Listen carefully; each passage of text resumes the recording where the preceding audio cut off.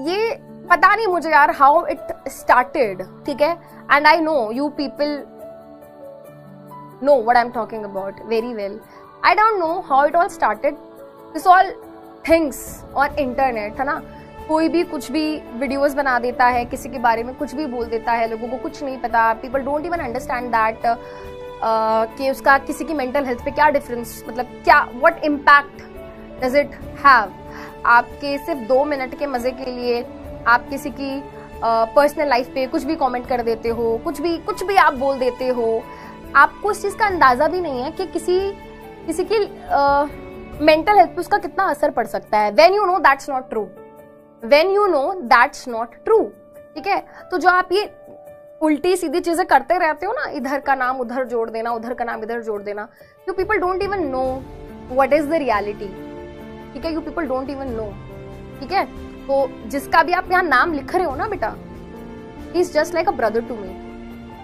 Yes, he is just like a brother to me. तो for once in all मैं इस बात को आज ही यहाँ पे बोल रही हूँ. मुझे जरा सी भी बदतमीजी अगर आप करते हुए यहाँ पे दिखे इस चीज को लेकर, तो मैं पूरा साल के लिए बेटा, है ना, इतनी ज्यादा हार्श हो जाऊंगी. And I don't want to do that, I don't want to do that, ठीक है.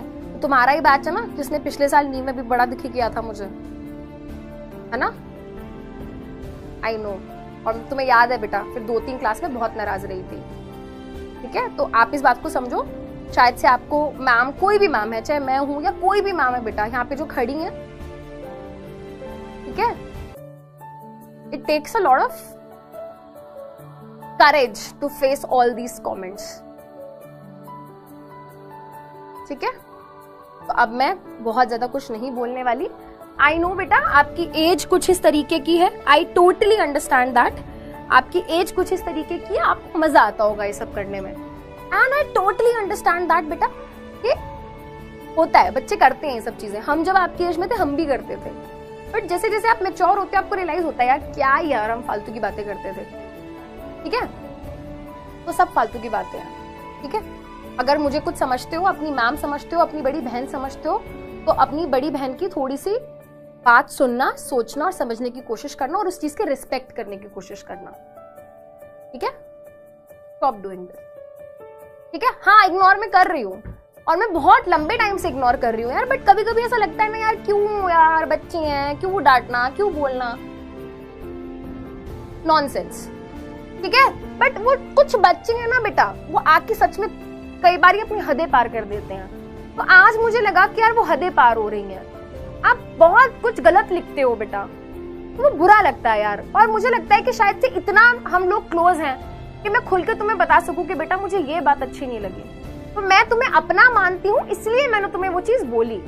अगर तुम्हें मैं अपना ना मानती तो शायद से मैं तुम्हें बोलती भी नहीं, है ना. हमेशा की तरह मैं इग्नोर करके चली जाती. तो दैट्स फाइन. बस थोड़ा ये सोचा करो यार, सामने वाला भी जो इंसान खड़ा है कैमरे पे, वो भी इंसान है, उसकी भी फीलिंग्स है, उसको भी बुरा लग सकता है. क्योंकि आप बार बार एक गलत चीज सुनते जा रहे हो. When you know that's not true, when you know कि उसकी वजह से आपकी लाइफ में कितनी नेगेटिविटी आ रही है, वो फिर अफेक्ट करता है, ठीक है.